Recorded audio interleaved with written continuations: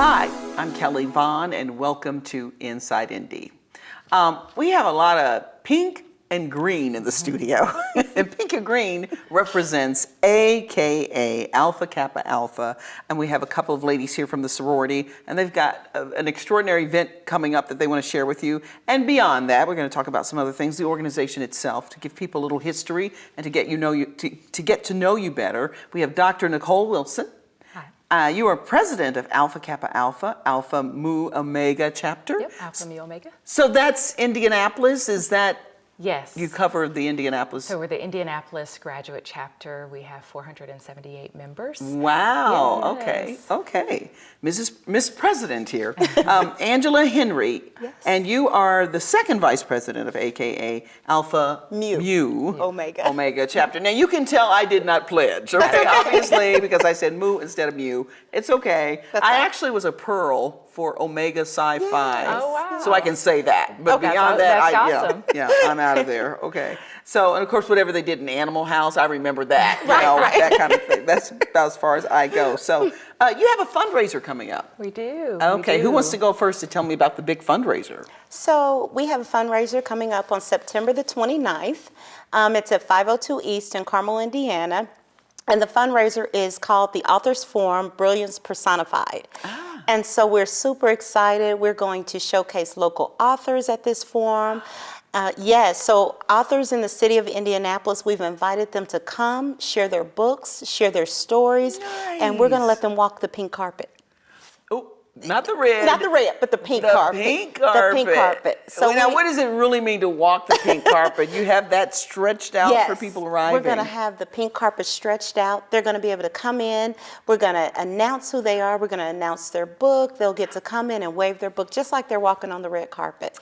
So, yes. And so it's going to expose them to hundreds of people in Indianapolis that are going to be at our event. This is pretty cool. I've not heard of anything quite like this. Well, the idea, I've actually been to another kind of authors event in the city, and I didn't see authors that looked like me. And so as we started to discuss what were some ideas, we all knew different African-American authors in the city. And we thought, what if we bring this same concept but have the opportunity to highlight African-American authors and bring in two nationally known African-American authors and speakers to get them motivated as well as bring some attention to the event. So we have seen some events like this in the city, but we just didn't see a lot of minority authors. So we said, let's do that. Let's highlight them, let's celebrate them, and let's bring them to a place where they can be honored and cherished and other people can know about their great works. Very nice. Okay, so any particular, I guess if you start naming some authors, the others get left off, but any kind of a sneak preview of anybody that sticks out in your mind in terms of who we might hear from, or? So some of the local authors. So there's a couple that I can mention. So I know one that I personally read her book is Stacey Campbell. Her books are amazing. She's a local author in Indianapolis, and I tell her all the time, her books keep me up at night. So really? And then we've got another author that we just is coming, Janice Neal. She's from Indianapolis, and she's got some spiritual advice for us. Janine Rucker in Indianapolis, and Deacon Robert Wright. He writes love stories. His book is about love stories to his wife, and she was an Alpha Kappa Alpha woman. So that's kind of special and dear to us, but he wanted to make sure that he shared his story. So Deacon Wright. So those are just some that come to mind. There's Ithram Blackman. She writes children's books about financial literacy, and Kathy Holloway Hill. Now you know Kathy Holloway Hill has a show here with us at Channel 4. So we're excited that she is coming on board to be Living by Design. Yes, and we've got some sorority sisters, like she said, and there are authors, Kim Grays, Jackie Thomas Miller. So we've got people in our chapter that are doing some amazing things, and they're going to be showcased at the event. Now, speaking of that, is it too late to sign up to be a part of the event if you're an author, or? No. We still have room for additional authors. And so they can email us at info@akaamo.org and just indicate that they are interested in being an author at our event, and we'll let them know all of the details to get signed up. Okay, so now tell folks a little bit about AKA. And what I know about you, again, it was one of the options when I was on campus as a kid to, should I pledge AKA, Delta, which way you want to go? And I didn't pledge anything. Okay. So, but tell me what I missed. Well, Alpha Kappa Alpha was founded January 15th, 1908 on the campus of Howard University. We are the first African American sorority founded for and by African American females. So you have blazed trails in many ways. What we are about is service to all mankind.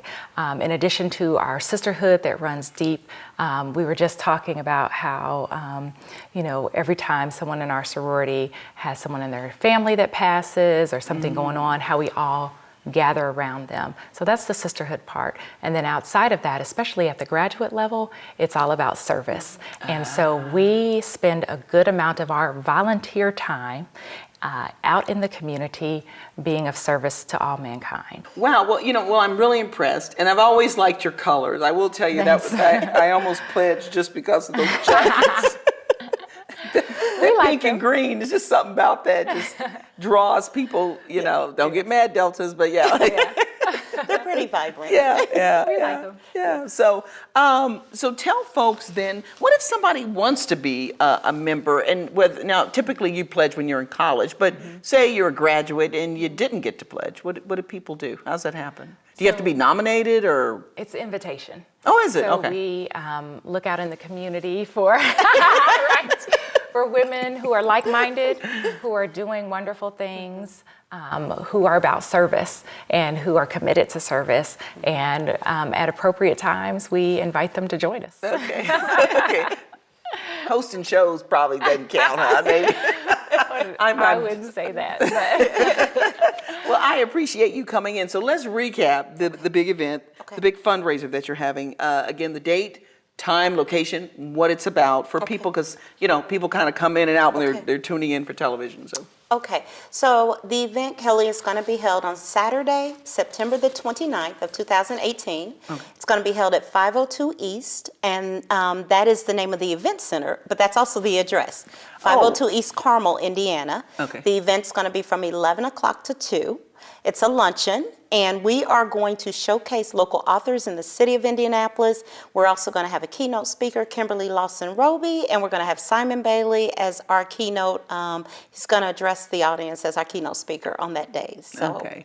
And so this is for really anybody, right? I mean, Absolutely. again, we're thinking AKA. It's not just for AKAs. Open to the public. Yeah, not just for black people. It's just for everybody to come out and experience African American authors. Yes, it is a fundraiser, and we, again, as you see us in the community working, this is how we fund our programs. Okay, you get to meet a lot of creative people. Absolutely. And you can visit our website to purchase tickets, www.akaamo.org, and tickets are on sale. We would love to have you all at the event to just indulge and learn about all the different authors and minority authors in our city. Okay. Now, Carla Baxter. Yes. Is she an AKA? She Yes. is. I did not know that. She's in our chapter. Yes. Is she? Okay. Okay. Well, we want to give her a shout out. Absolutely. That's right. Because of her, we were able to connect to you. So we appreciate that, Carla. Yeah. Absolutely. Thanks, Carla. Okay. Well, thank you so much. Thank you. For joining us here in Inside Indy. Angela Henry, who is the second vice president, and then we have Dr. Nichole Wilson, medical doctor. I have a doctorate degree in physical therapy and rehab science. Oh, nice. Yes. All right. You go, girl. Dr. Wilson, thanks so much for joining us. Thank you for having on us. Inside Indy. And we'll have more for you here on Inside Indy after this.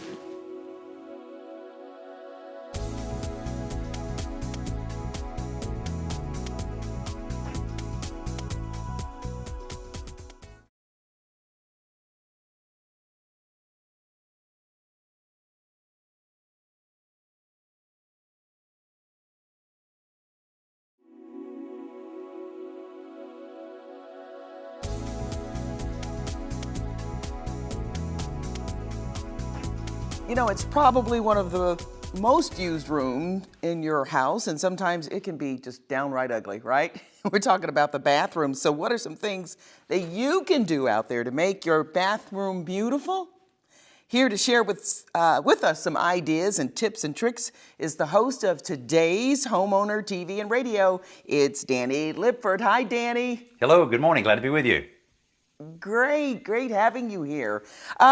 Your team, you just finished up an amazing bathroom makeover. Tell us about it, please. Hey, I'm anxious to show you this bathroom renovation that really did turn out well, but let me show you what we started with to make you really appreciate it. We started with a 35-year-old bathroom. It had stained cabinets, and right in the middle of the room had a very large linen cabinet that just really took up a lot of the space. We removed all of that, and just a few days later, 3.5 days, look what we have now. Wow, that's amazing. So take us step by step. What was involved in this facelift? Well, first thing we did is remove that big, large cabinet. I was glad to get it out of here. We brought our plumbers in to convert from 1 sink to 2 sinks with the plumbing in the walls, and then we installed a new floor, new cabinet, new countertop. But one of the focal points in this bathroom and in most bathrooms are the faucets. These are faucets from Dan's by Gerber, and while we had the top off and out in the garage, we installed all of these, then brought them in. And what's really cool about this is the middle of the road. This is a real sweet spot in purchasing plumbing fixtures. Instead of going with the most expensive, which I don't recommend, and certainly I don't recommend going with the cheapest one, this is right where you need to go. And this is polished chrome. It's also available in brushed nickel and satin black, and it also is water scent certified, so you're not using any more water than you have to. And the style on this, I think, is pretty cool, the way they've done that. It's a nice soft look with kind of some edgy handles here. I really like the way these things turn out, and plumbers love these as well. Yeah, and they really do set the tone and the feel of a room. It's just it's amazing how fixtures can make or break you, your bathroom. So, Absolutely. what are some? Exactly. What about flooring options? Well, there's a number of different flooring options out there, and a lot of people go with luxury vinyl tile, which is a pretty good way to go. But I still like ceramic, especially in a bathroom of this level. And what we installed here was a ceramic. Now, it looks like an expensive white Carrara marble, but actually this entire floor only cost $100 in materials. And one of the big questions we get is, can you put tile on top of tile? Absolutely. We did it here by just putting a little floor leveling compound down, allowed it to dry about an hour. The homeowners helped us install the floor, and it just turned out just perfect. Now, while we were doing the floor, of course, we removed the toilet. While the toilet was out, the homeowner made me aware that there was some water leaking from the tank into the bowl, which uses hundreds of gallons of water a week. So what we did, and we surprised him by rebuilding all of the inside of the toilet, and it only cost $20. It's a kit called Performax from Fluid Master. Only $20. We replaced everything there, even the handle, and he was amazed that it only took just a few minutes to do. Now, you don't have to remove the toilet to do that, so if yours is leaking, all you have to do is turn the water supply off, replace everything there, and you'll save a lot of money by not having that water leaking all the time. Okay, and saving money is like of the utmost importance. So, anything else you want to share with us about this makeover and where we can get information, more information on having such a project done?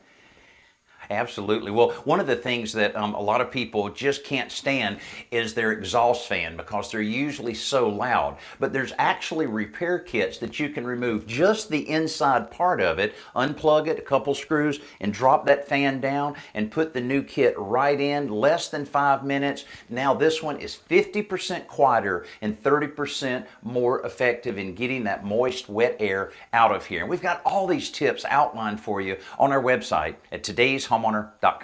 All right, sounds good to me. Danny Lipford of today's Homeowner TV and Radio. Thanks so much for sharing this gorgeous makeover. You've inspired me, I know that. Well, thanks a lot for having me. I appreciate it. Thank you.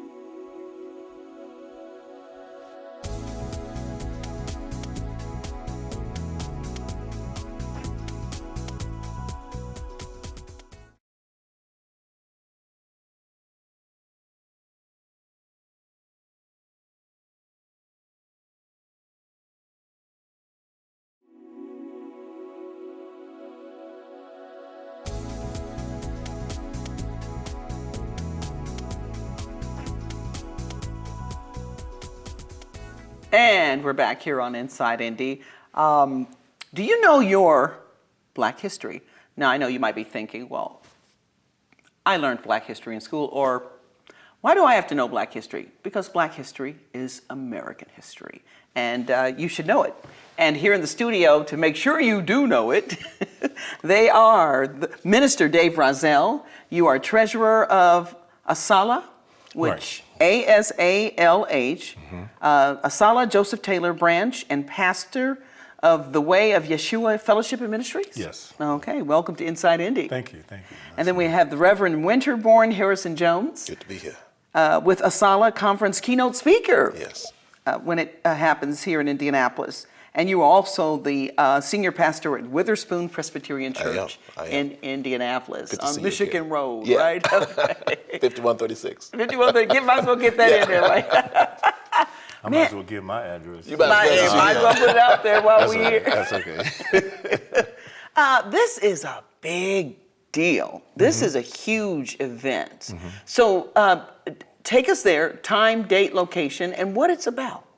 Well, the Association for the Study of African American Life and History are the owners of Black History Month. In fact, this organization sets the theme for Black History Month every year, and this year's theme is African Americans in Times of War. Going to be looking at how wars impacted us and how we participated and contributed to the American efforts in particularly World War I, but every war since then and before then as well. ASALH is the brainchild of Carter G. Woodson, who is given the credit for having started National Negro History Week that has now evolved into a month-long celebration. And so the conference is coming here. Its annual meeting and conference is coming here to Indianapolis October 3rd through the 7th. Okay. And this is the first time that it's ever been in Indianapolis. Wow, and one of the neat things that's going to happen is that the local Joseph Taylor branch, of course named for Dr. Joseph Taylor, the Dean of Liberal Arts at and Emeritus at IUPUI, that branch is going to be chartered during the conference. Okay. And there are thousands, I would say at least a couple of thousand people, authors, scholars, historians who will be coming here from all over the country to participate in workshops, plenary sessions, book signings, and we have some tours that are set up for people who come from out of town to find out about the rich history of Indianapolis and the African American community here. There's a film festival, there's a poetry night, there's just a plethora of things that we invite people to come out and take advantage of. Wow, okay. How many people are you expecting for this? Well, I think there were something like 2,500 in Cincinnati last year, and there are several large chapters within driving distance, of course, in Chicago, where ASALH was founded, and also Cincinnati, St. Louis, places like that where we're expecting for ASALH members and where there are ASALH chapters to come and participate in this year's meeting. Okay. Okay, so I want to talk about the importance of that, but I want to get to Pastor Harrison Jones about what you'll be talking about. Can you tease it a little bit about what you'll be speaking about as a keynote? Well, first let me say that for over 100 years, ASALH has been really the preeminent convener of critical conversation as pertains to African American life. And so unlike many conferences that are either heavily social or heavily academic, ASALH is a wonderful place. I was in class last night at IUPUI, and a student that had never heard of ASALH asked what it was like, the atmosphere, and why he needed to be there. And I began to explain not only the portions of the program with networking and exposure, but what it means to be in a safe space for critical conversations about Black life and the future of Black America. I think the theme this year, African Americans in Times of War, certainly while it is contextualized historically with Vietnam War and Cold War and World War I and World War II, but also there's war as it is experienced, whether it be economic hardship or gentrification or educational disparities, African Americans have always been in a time of war, in a situation of war, as it pertains to what it means to be black in America. And so my presentation at the ecumenical breakfast Sunday morning, the title of my sermon will be The Beloved Community in the Age of Donald Trump. And what it means for us to live into this ethos of love and the beloved community, the respect of one another, as we are yet again faced with a social context where it seems as though we are going back in time to a day where the sun of equality did not shine upon the melanin skin of black people. And so it's one of those opportunities, not only for the ecumenical breakfast, but for all of the speakers and the panels and the film festivals and the tours to be enlightened. You might not agree with everything that is said, but nothing beats in some way, Kelly, being in the community of people who are committed to the same thing, which is the flourishing and the betterment and the empowerment of minority communities in general, but certainly black communities in particular. And I think you make a really good point. We may not always agree, but just to be able to sit down and have the dialogue, and I think that's the beginning of understanding each other's cultures. And I see a lot what goes on Facebook, and people, you know, the left is chewing out the right, and the right's chewing out the left. And what's interesting to me, like, a lot of times neither side knows anything about the other. That's like, to me, sometimes somebody trying to tell me what it's like to be a woman and you're a man. It's a lot of stuff you might know, but a lot of stuff you don't know. Okay, you're just not gonna know. So until you can be in my shoes, maybe have a dialogue with me, walk in my shoes, and really experience that. And if people were open to that, or for me to understand what it means to be a man, what is that really about, to get into that mindset, then I could appreciate that more. But a lot of times people are at each other, but they don't really know why the history is so important. You're exactly right. This idea of polarization is probably one of the greatest threats to us moving forward in any direction, on any agenda, because organizations like ASALH, which offer this, what I call convening power, either are going out of business per se. Lots of these conferences no longer occur, but people for some reason don't find value in being in spaces like that to open their eyes and their hearts to hear someone else's perspective. Certainly, each of these issues that is facing black America certainly could be an American problem. The idea of race and class and economic disparity and all of these other things that are discussed in spaces like this, you may have a different perspective on it, but our commitment is always the betterment and the empowerment of community. Good point. And you know, to Pastor Harrison Jones's point, understanding is key to unity. I'm old enough to remember back in the mid to late 70s when the miniseries Roots was produced and aired on television, and it changed I think the culture of America, both in the black and the white community. I was in the Navy at the time, and I remember a lot of white people saying to me, "Oh my God, I didn't realize it was that bad." And we had a lot of black people say, "Oh my God, I didn't realize it was that bad." But what it did was to open the eyes of our communities to the horrors of slavery, but then also to the fortitude of Americans of African descent to have survived that, and then to have reached some of the heights that we did in the mid-'70s after the Civil Rights Movement and the Civil Rights legislation, the Voting Rights Act, equal opportunity, and those types of things. And so I think that what ASALH has done is to keep that conversation going, to let people know, here's what's important about the history of the people who were brought here as slaves, but who have progressed to the point where we are now. I was having a conversation with some of your other guests out in the lobby beforehand, is that I'm from a generation that saw what it was, experienced what it went through, and now here on the other end, and we progressed, but now we're kind of going backward. And one of the things is to not know your history, particularly for your children to not know their history, and to be inspired to improve, every generation improve from the last generation.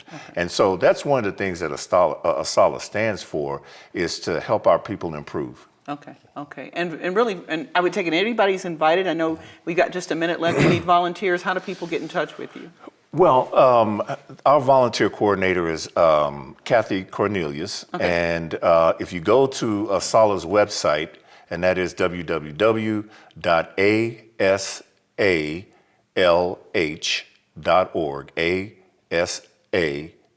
asalh.org. There are links there for how to register for the conference, how to volunteer for the conference, those things that are free and open to the public without necessarily having to register for the conference. And so we encourage people to do that. And then one other point I want to make is after the conference leaves, the local branch is going to take the lead in Indianapolis in keeping this going. Okay. And if you want to join the local branch, again, you can go to that ASALH website, and there'll be a link on there for that as well. Okay, okay, I appreciate you. Minister David Rozzell. Yes. Thanks for joining us. And the Rev.Winterbourne Harrison Jones, I love it. you. Thanks so much So for good to joining see you, us Kelly, again. on Inside Indy. And thank you for sitting in on this conversation. Be sure to check us out next week. I appreciate you. See you next time. Bye-bye.